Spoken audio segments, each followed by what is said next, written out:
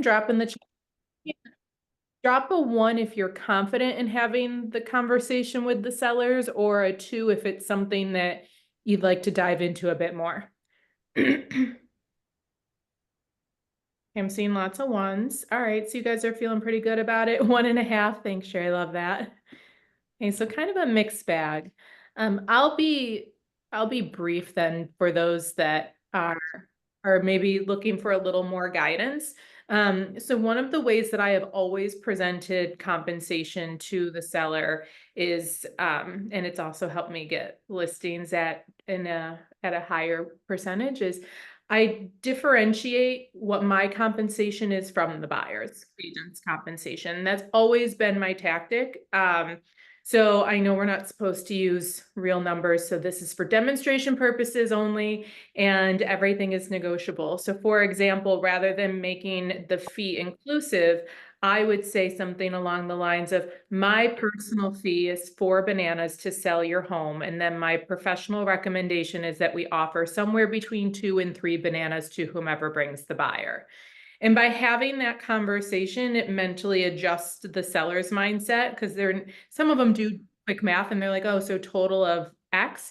But by having that conversation, I'm preserving my compensation, and I'm positioning it as though it's not negotiable, and that the compensation to the buyer's agent is the piece that we're really going to talk about. So historically, I get above average compensation on the list side in my market. And it's going to really facilitate this conversation that really stems around decoupling of commission. So when you present it that way, you're now following the guidelines that have been outlined from the NAR settlement. I think, Beth, that's what my team and I have been doing also. We have done, basically, we allow the seller to choose their package, and the low side is 2.5 bananas, the high side is 4.5 bananas, and then here is what we do for each set of those. The 2.5 bananas is like your basic B package, right? And then it kind of goes up from there, because and how I explain it to them is, the more money I spend on marketing, if I'm taking this beautiful video, that's great, but where is it going? Like, if I have to spend more money on Google and Instagram and Facebook, all of that costs money. So it makes sense that I get paid more on this side. I also always have a maid come in. Out here it's super dusty in Arizona, so I get the windows cleaned. Do they have a pre-inspection? Do we include home warranties on everything that is listed? So it allows the seller to really, really figure out, because only 10% will end up taking that 2.5. Almost everybody else will be in the middle. And then this last week, I got surprised by multiple people taking the higher package because they just wanted the best, and I'll give it to them. That's amazing. Erin, do you have any statistics around your sellers as far as what their average list to sale price ratio is based off of what package they choose? Oh, that's an interesting question. I would actually have to really sit down and like weigh out that information. Yeah, That's a I think really that good would be question. powerful if you could say, historically, my Hmm. clients that have selected this package get, whether it's quicker sale, more money in their pocket, et cetera. Because I do like the kind of staggered approach. Where I Hmm. ran into some challenges is I never wanted to do the lower level. And so when somebody would ask me to, I'd kind of cringe. So I basically now structure it as a better or best package under the premise that I know the stats behind it. And in order for me to offer a lesser commission, I would have to remove some of the features and benefits that make me an above average agent. And I'm not willing to sacrifice my professional reputation to do that. And people are kind of like, oh, okay. I'm like, you called me for a reason, and I don't want to be average. And if I, operate with the average compensation, that limits what I can offer you, and it's ultimately a detriment to them, because I do follow those stats. And so there are a lot of things, and I'm sure you see it too, like, you're performing above average because you do above average things. Oh, totally. And Mindy, I think you feel the same way too, that you don't take a listing and not do like, and that's what I'm saying. My 2.5 is something is it's a full service package. It just doesn't include some of the things that cost me more money. That's all. Right. So, but it's still, I'm never gonna take something to market that I haven't done the right thing by the client, you know? Yeah, I think you guys are saying the same thing about having different packages. And I think depending on what's Mhm. important in your market is what will drive what those sort of added features or benefits are. But I think in general, that language about being an above average agent is a really good tool for everybody to use as you're trying to define what your value proposition is. Your value proposition is really what's most important to the client, right? So your value proposition is going to be different for each client because it's only important what they find valuable, right? It's not the full list of everything that you ever do to anybody because they might not find each of those pieces valuable. So I think you guys are saying the same thing there. I think some of the focus, though, in terms of what's changed since August is really how people are positioning the offering of buyer's compensation in their listing appointments. And I think, Beth, to your point, I think a lot of people were coupling them together and telling the seller here's the total amount and then negotiating from there, which really was negotiating both sides of the compensation. We've always done it like you've shared, which is we've said, here's our fee for service for our side and then here's the fee for service that we're offering on the other side. I think the difference is that prior to August we were really going into the conversation saying here's kind of the expectation of what that will look like versus now what we're saying is that the seller has the opportunity to decide where they want to put money in terms of marketing because really a buyer's agent fee is one of two things. It is one, a marketing fee, right? It's no different than a new build community that offers a higher amount of compensation to buyer's agents in the effort or the goal to get more of those people through their doors. So it's a marketing tactic. And then secondly, it's a little bit like an insurance policy to do what you can to ensure that the buyer is well qualified and prepared for the process of buying a home.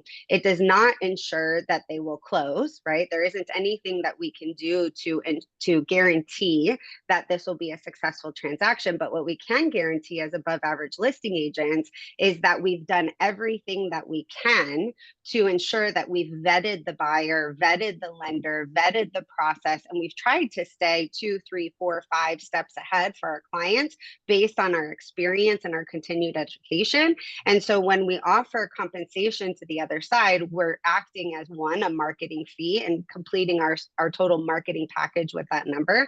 But two, we're also making sure that in addition to everything we're doing to vet, we're trying to find a competent real estate professional on the other side of the transaction who we hope has also done some of those things to prepare the buyer. Because it's not just do they have a pre-qualification. We obviously know it's the quality of the pre-qual. So that's the vetting we do on the lender side.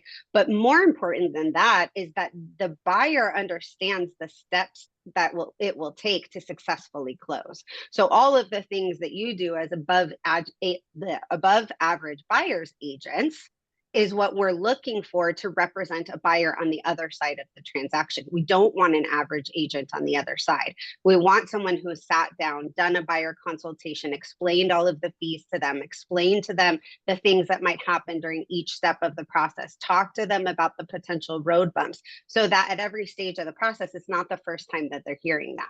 And so in order to find a professional on the other side that's doing that, it's likely that many of our clients, neighbors, friends, and family will be offering this type of compensation.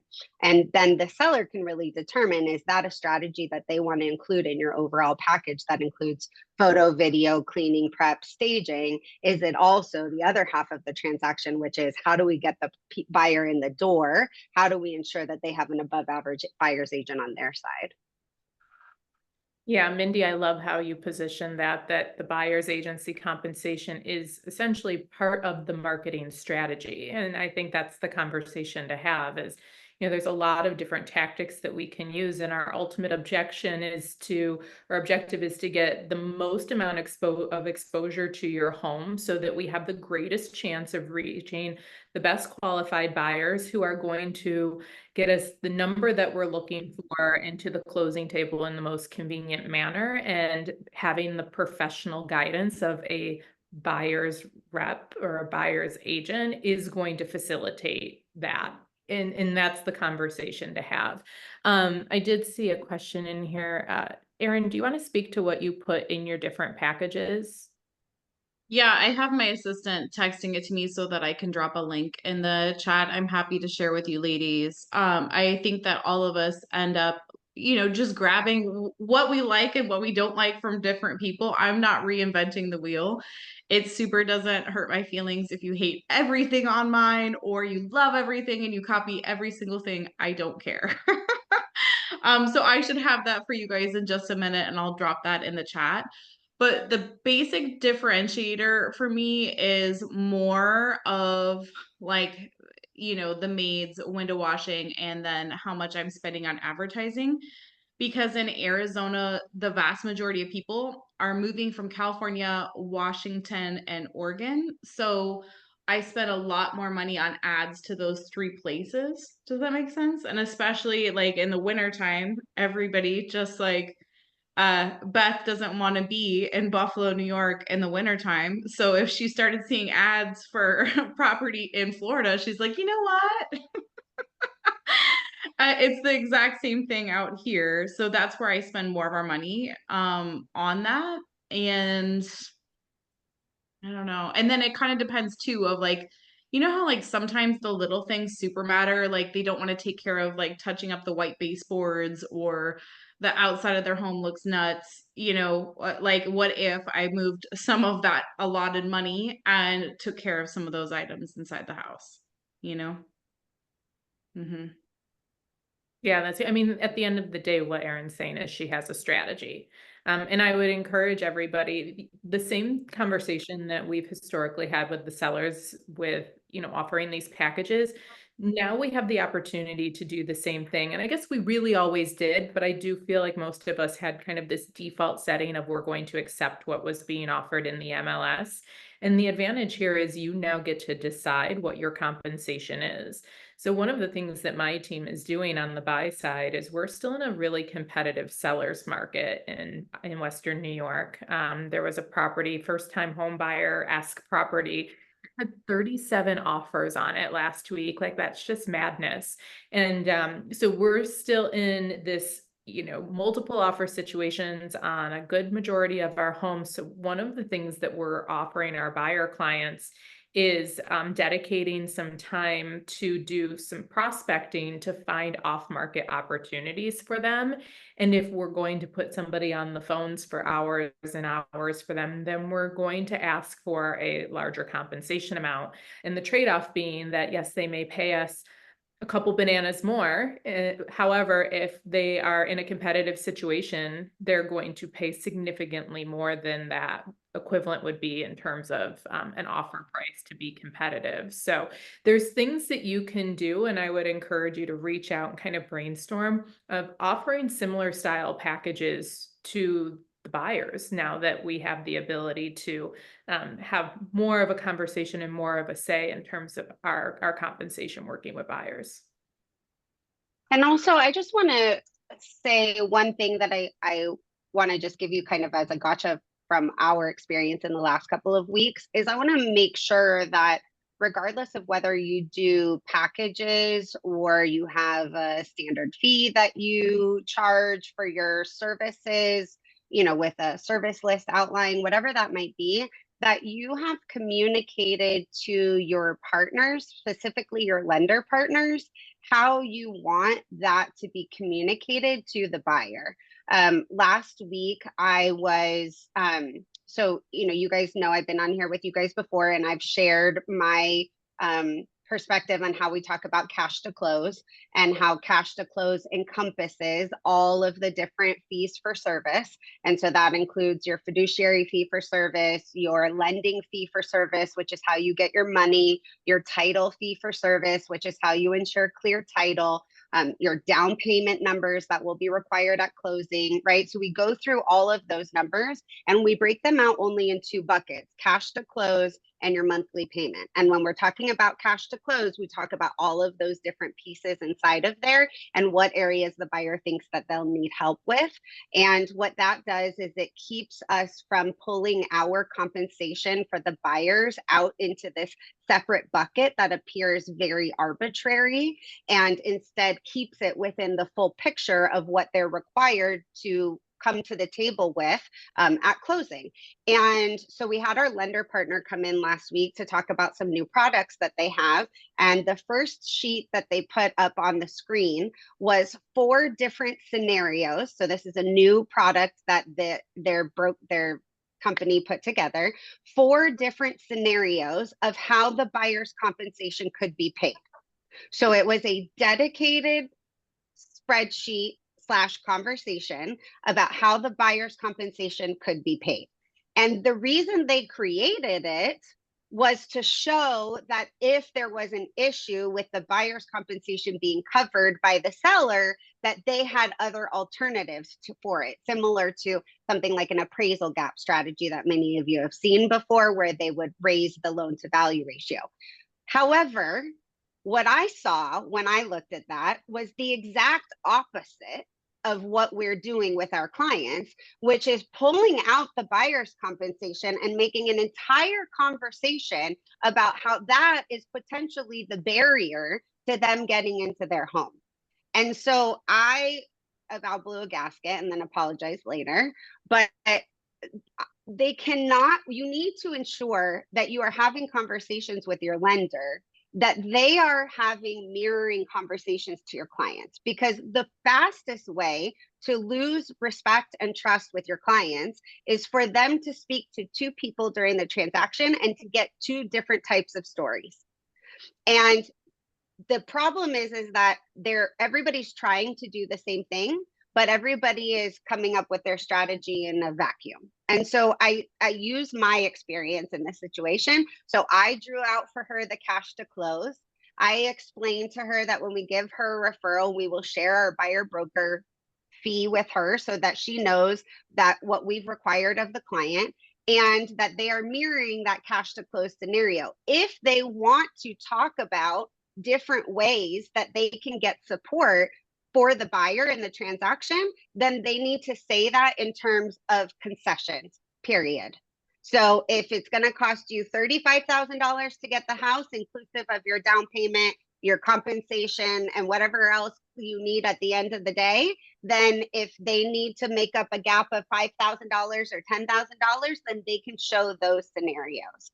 So from someone who thought that we were being extra clear, we've been talking about this for a while, I've been communicating this for a long time. Even I was blindsided by a partner of ours who was trying to do the right thing, but really was not in line with the way that we've been talking to our clients. So if you haven't had these conversations with your lenders, make sure that you guys are doing that. And the same with your title officers, right? That's going to be different in every state too. But Mindy, I think it also goes further though.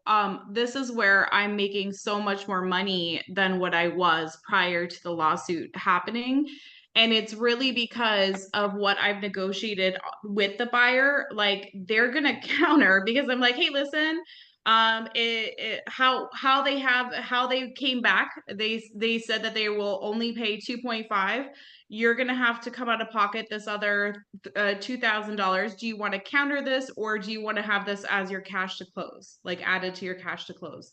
And they'll always counter then, you know? yeah, and I think the important part of that conversation is just what is it that you're countering, right? Because I think what a listing agent, what I've seen listing agents do is, again, they try to pull that conversation strictly into the compensation bucket So, we submit an offer and they counter back, and they only counter back in that compensation piece. So as a buyer's agent, we are not uncomfortable having a conversation saying you were going to bring $10,000 to closing. Now you're going to be bringing $20,000 to closing. Does that number in your cash to close still feel good to be at this price point? Or do you want to adjust your monthly payment and take less at cash to close? You see what I'm saying? So we don't have that problem having that conversation with our buyers. But also on the listing side, I think that it makes sense to be having conversations with your seller that helps them understand, because I think often they think that if they counter compensation, that the agent is going to be paid less. And that's not the case. And so just like when we would talk to our sellers before, when they would want to counter concessions and not price, we would say something to the effect of, hey, we've talked to the buyer's agent and those concessions are needed for them to close, right? They're part of their qualification, or they really want to keep those in there. So let's adjust on price or whatever it is, right? The seller can work off a net sheet up front. But I don't think listing agents are having that conversation on the listing side. And then I don't think buyers are comfortable putting that number back into the cash to close, and instead feel like they have to go back to their client and say, they've adjusted my compensation, and so now you have to pay the difference. No, what they're doing is they're paying their cash to close difference. That's encompassing of all the fees that they signed up for when they decided to buy a house, which includes their lender, their title officer, and their fiduciary. Yeah, I think that's an amazing point. We have a preferred lender that we work with locally that has, they're a fantastic partner, and they have an app that once we are get our client pre-approved or pre-qualified, they share the app with us, and we can plug in numbers in real time and show cash to close and show estimated monthly payment so that we can generate pre-approval letters on the spot. What I'm planning to do based off of your feedback is I'm going to go to this lender and say, hey, I want a line item in cash to close on the app that references my compensation, because it's the whole managing expectations, right? So if I say, hey, I want you to put in there that my compensation is going to be 4%. And then they're going through the process of the pre-qualification, they can come back to me and say, that's going to make the numbers a little bit tight for them. Just be aware that you may have to negotiate a portion of this. And so to manage the expectation of the buyer that this is your true cash to close, and have that line item as a professional fee, and then, deliver the good news of, hey, great news, I received a concession of X percentage to offset some of your cash to close.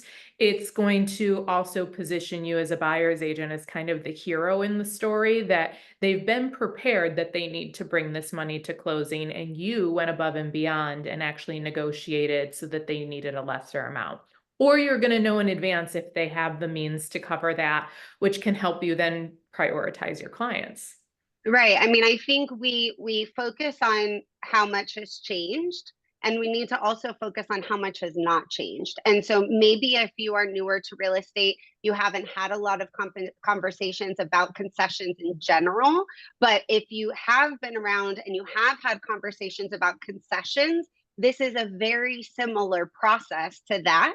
We just haven't always ensured that our fee for service was perceived as part of that overall cash to close. And I think we have a really great opportunity to do that now and be very clear with our clients in a way that in reality we really weren't before.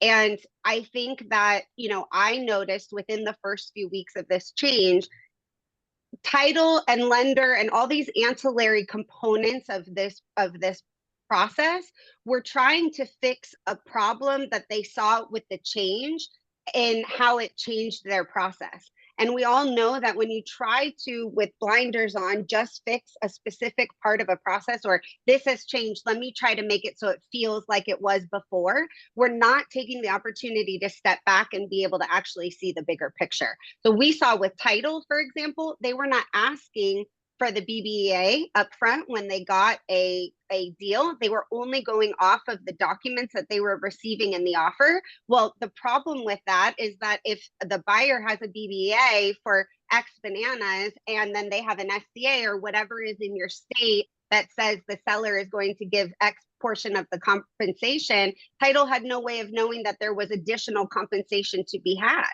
And so we had them change their process that now up front they have to ask for that total number. So just don't assume that even if you're working with large companies and you see them talking about this change or making changes, don't assume that they're doing it, one, the way that you need it to be done for your clients, or two, don't assume that you can't provide them input in the way that they're doing things, because it's likely that they're missing stuff along the way.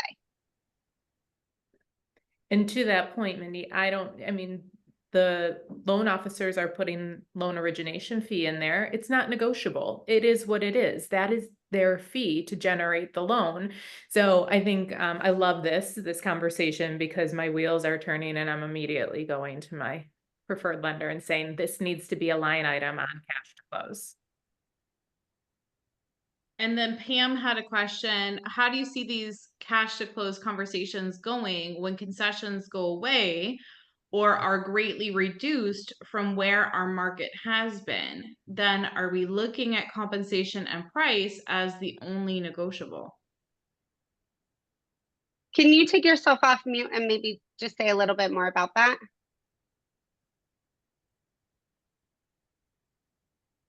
Oops, sorry. Hi. Well, you know, I think back in 2020, 21, 22, before interest rates really went up, I mean, concessions, it was very rare to get a concession, right? Mm-hmm.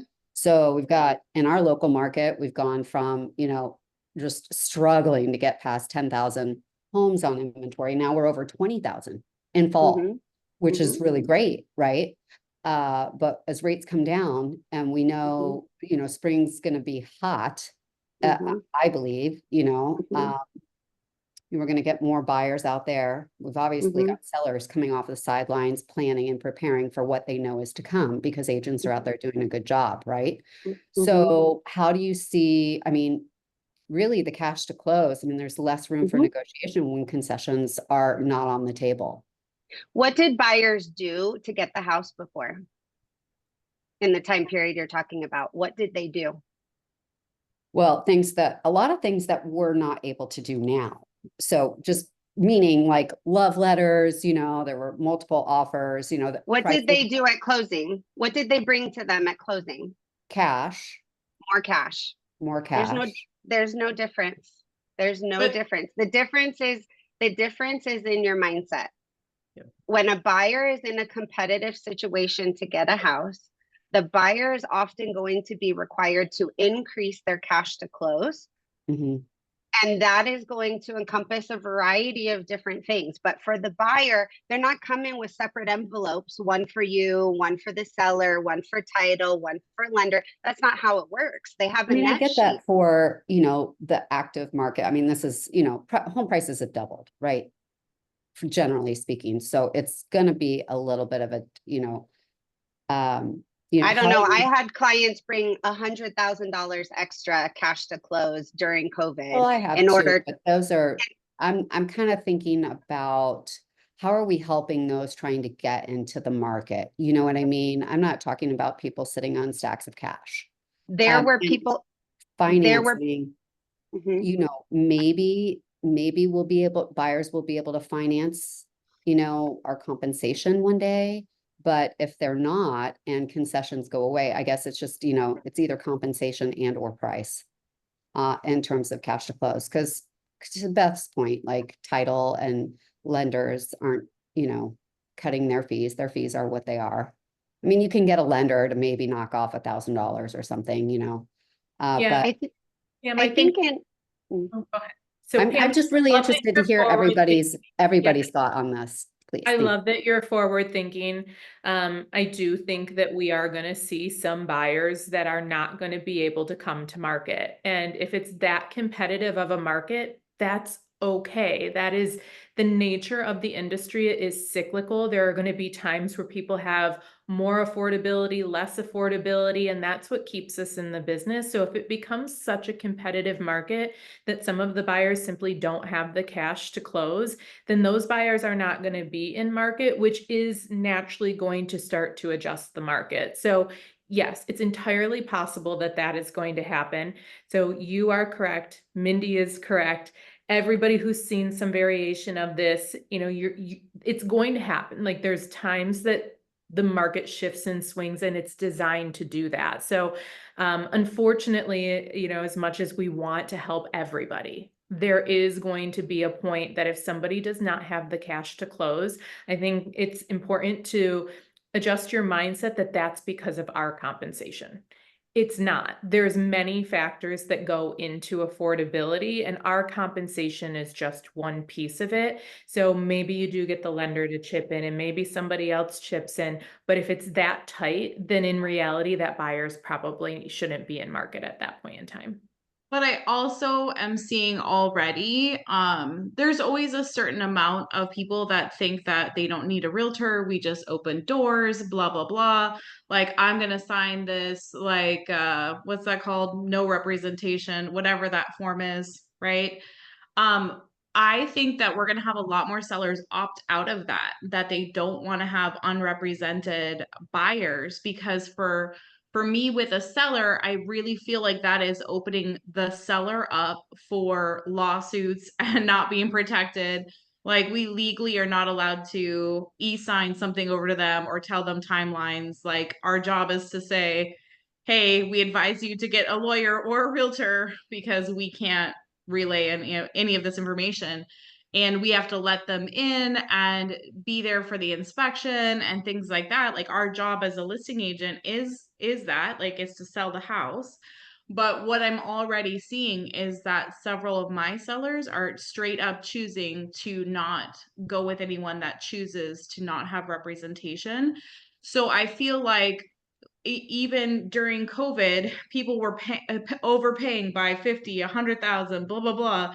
Like, it still doesn't stop us for asking for what their realtor is going to make or anything like that. It still doesn't stop it. Now, do they have to come to closing with a certain dollar amount, like what these ladies have already relayed? 100%.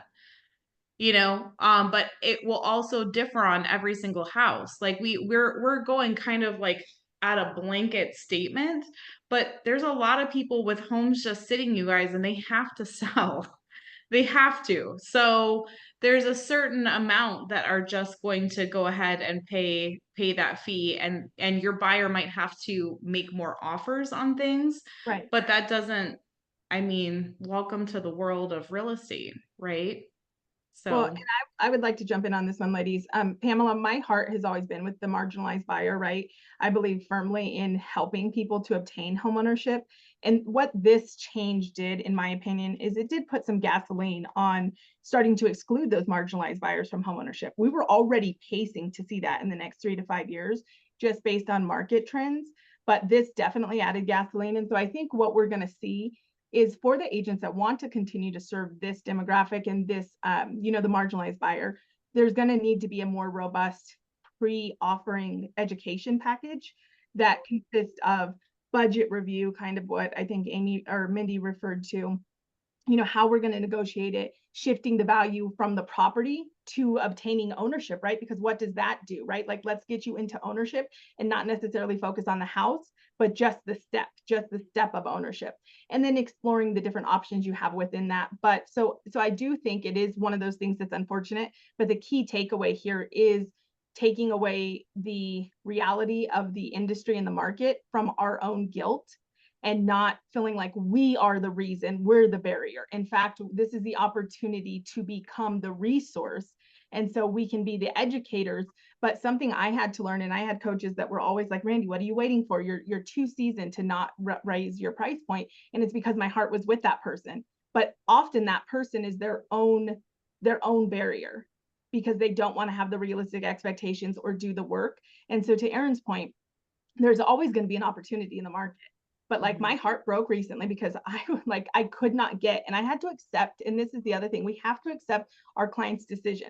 My heart broke because I had somebody who was very bottlenecked, and I wanted them to take this route because this route got them in, and I know it didn't get them what they wanted today, but long term it positioned them to have better success, to have more opportunities. But they were so focused on what they wanted today, they were going to take this one, which was going to give them such limitations, including financing in the future. It was going to have a limited buyer pool. and I couldn't get them to see that. And so all I could do was educate them. They still got in. And so I think we're going to see more of those situations where we do, again, this is an opportunity to rise the level of professionalism that we're delivering. This is where we're going to have to give them such a deeper understanding of what they're purchasing and what that's going to look like for them 5 years from now, 10 years from now. So I think it's going to require more education. And sadly, Pam, I mean, the truth is that the marginalized buyer is on their way out, not because we want that, but that's because where the market has gone.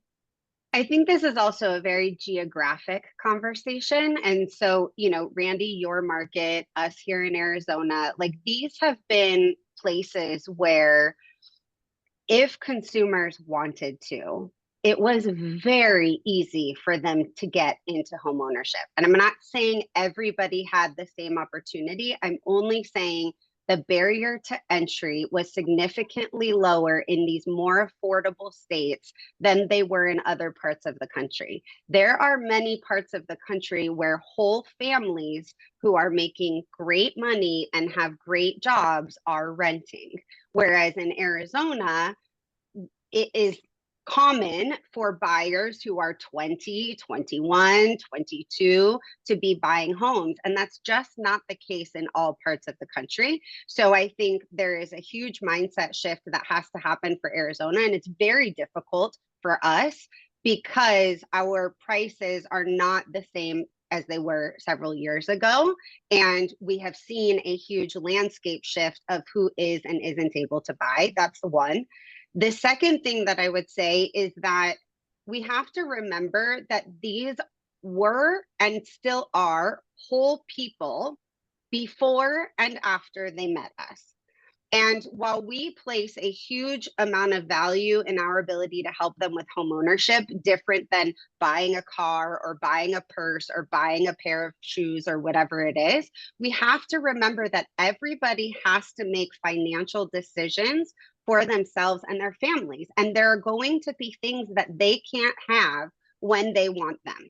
They can go into a dealership with an amount of money that they want to pay, an amount of money that they have to put down, and the car won't work for them and they leave without the car, right? There's going to be those times. And so the best thing that we can do is ensure that we are educating consumers, we are providing services for all people, that we are reaching out to the communities who we have greater levels of concern for, and we are doing specific programs and outreach and support for those communities. And as agents, we're using the money that we make from these transactions to pour back into our communities. That is where we can make the difference, not by not being paid on the front end, but by ensuring that a portion of the funds that we are using is going back in to serve our communities.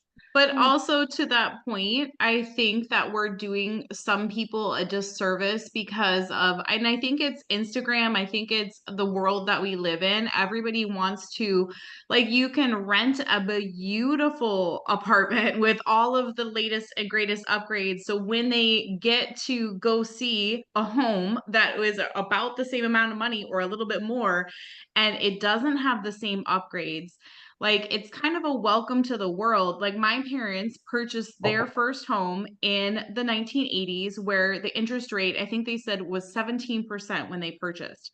They weren't able to purchase in the Twin Cities in Minnesota. They had to purchase an hour and a half north in order to get what they can afford. They still own that property, and now it's worth, you know, I don't know, it's on 10 acres. I mean, I don't know how much it's worth, but the thing is that I don't think that our market has gotten to a place where people are now just like starting to accept. They haven't, it's kind of like we're still in the denial phase, you know what I'm saying? Like they need to get into the acceptance part of like, hey, if I want to get in, maybe this isn't my forever home, but the way I can get in is by getting this townhouse or this condo and selling 5 years from now and taking that money and really applying it to something that we want, because we live in this Amazon immediate world where we think that we should have something that we want like immediately. And that's not just real life. That's not real life. Well, and I think that to tie that all back together, that's where the education comes in, right? And accepting people's decisions, right? There are people that are going to accept, they're going to say, you know what, I would rather pay and rent and have the lifestyle I want, and not shaming that. So I think that's another really big takeaway, is that there's on Instagram, on social media, there's a lot of rent shaming that happens. A lot of like, well, what are you thinking? You could buy this instead of renting this. And we have to understand that some people are going to they would rather have the lifestyle than the ownership. And it's our job to just help them understand, like, that's fantastic. As long as this is no different than what I tell agents in production. If an agent chooses to sell 3 houses a year because they want to make a Disneyland trip happen, and that's their success, then kudos to them. As long as they know that if they wanted to, they could take the same job that they're doing and create generational legacy. If that's not what they want, then that is success, because it's their success. And we have to apply that same mentality to the consumer. What they want, as long as they've been educated, right? That's our job, is to say, like, as long as you understand that renting this lifestyle and saying renting here for 5 years versus buying that property outside of the neighborhood you want, not walking distance to the restaurants you want, this is what 5 years later looks like, and you still make that decision, hats off. Like, then I respect that. But that's where I think our value comes in. Even, and Mindy, this kind of is tied into what you said, our value comes in educating consumers to understand that even when they're not our clients, and we're not going to close a commission, when we're doing education-based content and education-based scenarios, and we're helping people to understand, that is contributing back, that is giving back. We are becoming the educators. Like, how many of us have been impacted because one financial planner was like, hey, if you do this IRA, or you do this is what it looks like at 60. And all of a sudden our mindset totally changes. And now we put all of our ducks in a row because now we just were exposed to something. So our job is to expose the consumer to what the different decisions look like inside of real estate, and then certain ones that can buy, right? Yeah, because I think that that's important. And I really feel like that's part of what we as realtors, like, I'm starting to see the shift, and I'm so thankful for it. On social media, like, no one wants to see just listed, just sold, pending from a realtor. Like, literally no one. Congratulations, you're doing your job. Like, what they want to hear and see is real life stories. Yes. Is Aaron and Brandon bought this first home, this townhome, for $80,000. They stayed in it for 5 years. They sold it for this much. They were able to purchase their next property, and now they have $700,000 in equity after a total of 7 years. Like, why don't we get started on something like this for you today? It just gives perspective of real life people and their stories instead of ours. Like, we keep wanting this pat on the back for listing and selling, and it's gross. No other industry does that like realtors do. And I that, for one, is one of the things I'm really thankful for of this happening, is that we're seeing a big changeover of, like, telling real life stories or inspiring others instead of just listed, just sold. Yeah, I mean, Erin, I think some of you have heard me say this before. It's one of my biggest pet peeves that we don't tell enough of the journey of what happens to get somebody to the closing table, to get somebody standing in front of the house, holding the keys with the big smile on their face. And then it is led to essentially where we are today, where there's been a period of time that the public perceives that we are overpaid for what we do. Because from their perspective, all we do is hand somebody keys, take a picture, collect a big check, and move on. So tell the story, guys. I mean, at the end of the day, your brand, your personal brand, is every story that you tell, whether it's your story, the story of your clients. And I do think that storytelling leads to education. You can tell people something till you're blue in the face, but if you can help them discover it for themselves, you're so much further ahead. And Randy, you're right. Like, we need to stop with some of the rent shaming. Like, if that's what you want, it's okay. I like to educate renters that, do you understand what the interest rate is that you're paying on your rental? Your interest rate is 100%. you're getting zero equity. And if you're okay with that, because there is a component of lifestyle, then that's great. I'm not shaming you. However, I want you to see where you could build equity, where you could leverage equity and move that towards your future goal. So helping them see the future instead of all about the instant gratification is really going to be a big part of our role moving forward. Yeah, I love that. Okay, ladies, we have about 10 more minutes. So if you're on the call, this is your opportunity to ask the specific questions as to your market and your situations. So we definitely want to give these amazing ladies who have given us so much value today. And I mean, the takeaways have been gold today. So if you haven't taken notes, watch your newsletters for the replay, because there was so much goodness in today. So we'll open it up for questions now.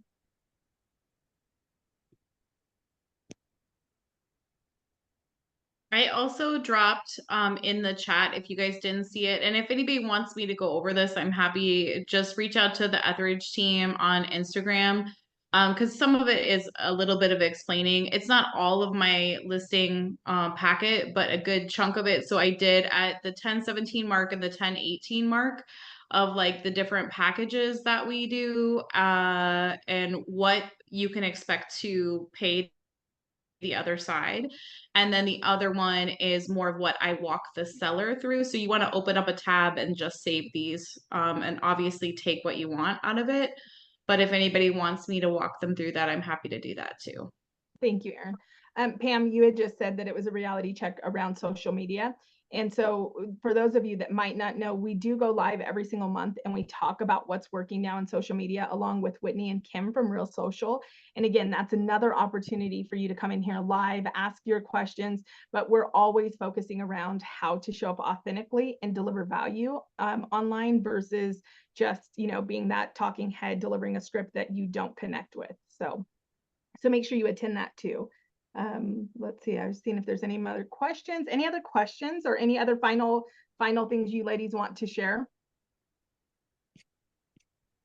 I just want to point out that if you're on this call and you are not getting this kind of guidance, like reach out to these girls. I put their Instagrams in the chat. You should be around people like them in this industry. And so like, don't hesitate. There's nothing wrong with sending them a message, asking how you can do that. I really appreciate you three on how much value you guys just brought to the moms in real estate community. It was awesome. My pleasure. Of course, anytime. I agree. So it sounds like that was super action packed. I think we can wrap up a few minutes early, but thank you ladies again. For those of you that are asking about the recording, make sure you're on our email list and we'll send out a recap from this.